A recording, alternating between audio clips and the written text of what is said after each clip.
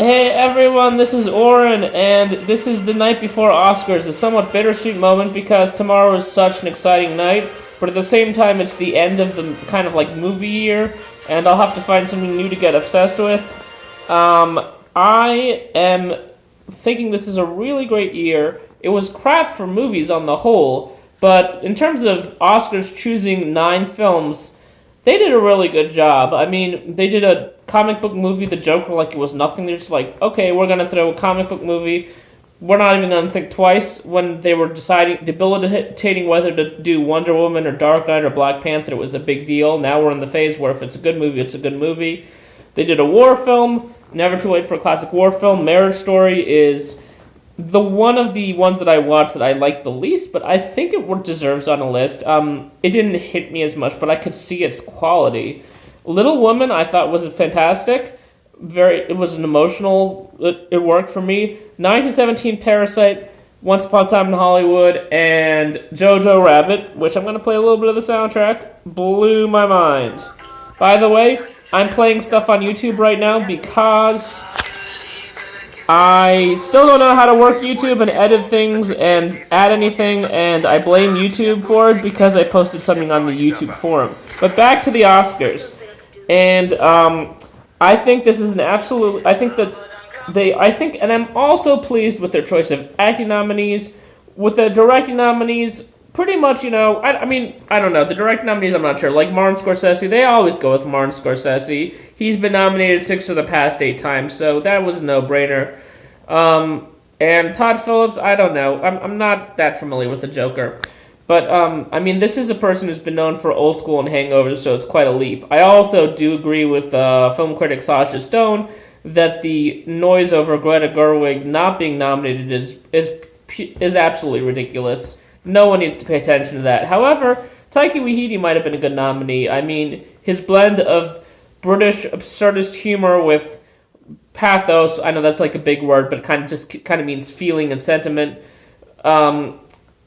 is beautiful. And poetry. So I think he might have been a really great choice. Also, Fernando Meirelles, Pedro Almodovar would have been great choices.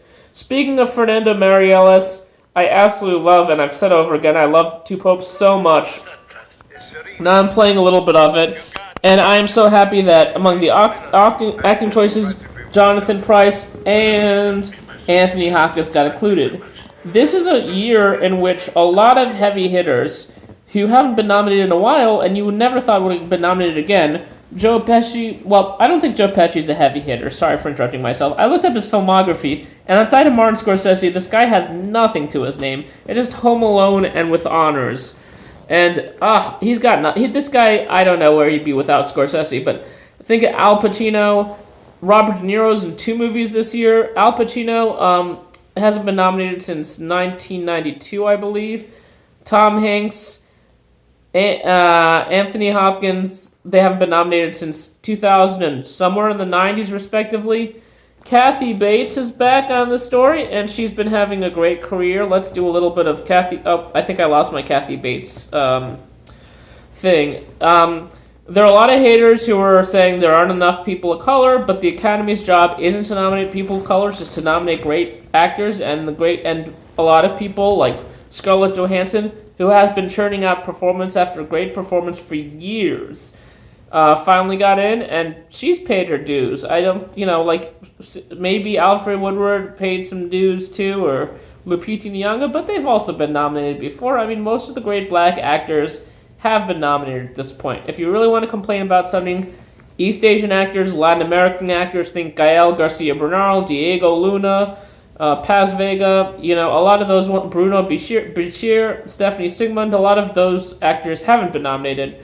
So the Black Lives Matter movement is not necessarily, or the, Oscar So White movement isn't necessarily accurate in their claims. They're not statistically accurate about people of color being nominated for the movies. Anyway, I'm going off on a tangent. What I'm saying is that it's a solid slate of nominees. Cynthia Aviro, the one black nominee, actually has potential to get an EGOT here.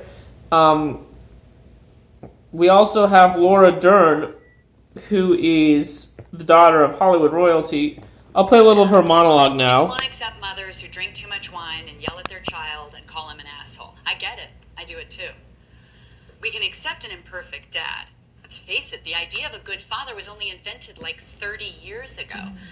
Before that, fathers were expected to be silent and absent and unreliable and selfish.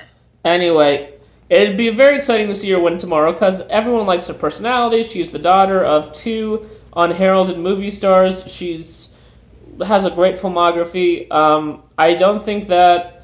Well, it's definitely predefined that we're also going to see Renee Zellweger win. Renee Zellweger has a great comeback story, and she's turned in 2 Oscar-winning performances over the course of her lifetime, if you count Chicago or Bridget Jones' Diary, or Mrs. Potter. So even if Judy isn't the best role, I don't mind her winning. I'm a little bit confused about Florence Pugh's nomination, considering she was, and considering I think Emma Watson was a better supporting actress. We also, on the men's side, we have such a crowded field for the best actor that so many people were snubbed. But snubbed isn't the right word, because I do think that Anthony Hopkins and Joaquin Phoenix, and I would imagine, although I didn't see it, I would imagine that, I don't remember which one I didn't see. I didn't see Antonio Banderas, but I've heard that he's amazing in it. So, Leonardo DiCaprio, actually, at first I thought he was just rehashing The Aviator with his role. Here's his accent. Medium chips, not too close to the outside. But when you think about it, he does Aviator a little bit differently, and he didn't necessarily need to be nominated because this is his first role since winning the Oscar, and 6 is a lot for a man who's about 40, somewhere between 40 and 45 years old. But, they got 2 of the Adam Driver and Phoenix were locked, so the outliers were the other 3, and they got 2 of them right in Banderas and Price.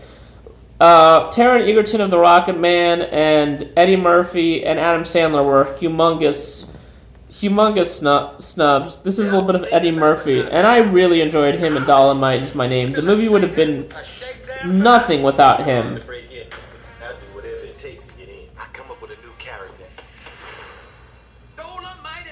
Oh, there he is. There he is saying the